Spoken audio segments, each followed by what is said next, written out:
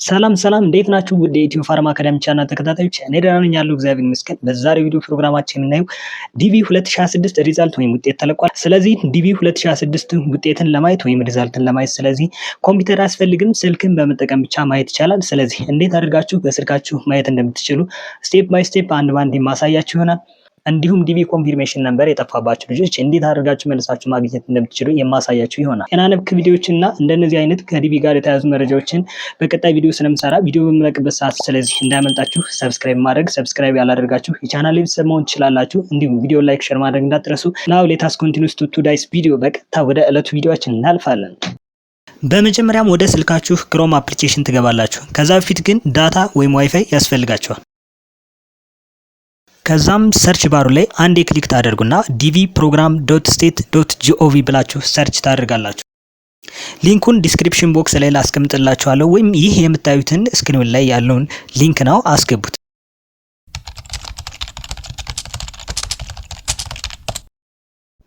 ከዛም የመጀመሪያ የምታዩትን ኤሌክትሮኒክ ዳይቨርሲቲ ቪዛ የሚለውን አንዴ ክሊክ ታደርጉታላችሁ።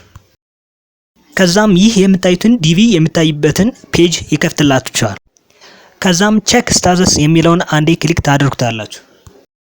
ከዛም ኮንቲኒው የሚለውን አንዴ ክሊክ ታደርጉታላችሁ። ከዛም ይህ የምታዩትን ፔጅ ይከፍትላችኋል። ዲቪ ለማየት እንግዲህ ኮንፊርሜሽን ነምበር፣ ላስት ኔም፣ ይር የተወለዳችሁን ዓመተ ምህረት እንዲሁም አውተንቲኬሽን ኮድ እንዲሁም ይሄ ካፕቻ የሚሞላበትን ያሳየናል ማለት ነው። አሁን ቀስቷ ካረፈችበት ቦታ ላይ ያኔ ዲቪ ስትሞሉ የተላከላችሁን ኮድ አስገቡት። አሁን ደግሞ ቀስቷ ከምታርፍበት ቦታ ላይ ላስት ኔም ወይም የአያታችሁን ኔም ወይም ስም በትክክል ታስገባላችሁ። ሶስተኛው ቦታ ላይ ደግሞ የምታስገቡት የተወለዳችሁበትን ዓመተ ምህረት በግሪጎሪያን ካላንደር ነው የምታስገቡት። እዚህ አራተኛው ደግሞ የምታስገቡት ካፕቻ ይባላል ወይም አውተንቲኬሽን ኮድ ይባላል። ለእያንዳንዳችን የተለያየ ካፕቻ ወይም አውተንቲኬሽን ኮድ ነው የሚላክልን። ስለዚህ ይህ የምታዩትን በትክክል መሙላት ይጠበቅባችኋል። ያለበለዚያ ያሳልፋችሁ አይችልም። ይህን ሁሉ ከጨረሳችሁ በኋላ በትክክለኛው መንገድ ያስገባችሁትን መረጃ እንደገና ኮንፊርም ካደረጋችሁ በኋላ ከታች የምትመለከቷት ሰብሚት ትሉታላችሁ። ከዛም የዲቪ ሎተሪ ከደረሳችሁ ሰሌክትድ ይላችኋል። ካልደረሳችሁ ደግሞ ሃዝ ኖት ቢ ሰሌክትድ ይላችኋል። ለእያንዳንዳችሁ መልካም እድል እየተመኘው አሁን ደግሞ የማሳያችሁ ዲቪ ኮንፊርሜሽን ኮድ ወይም ዲቪ ያኔ ስትሞሉ ኮድ የጠፋባችሁ ልጆች እንዴት አድርጋችሁ መልሳችሁ ዲቪ ኮንፊርሜሽን ነምበራችሁን ማግኘት እንደምትችሉ የማሳያችሁ ይሆናል። እስከ መጨረሻው ድረስ ተከተሉ።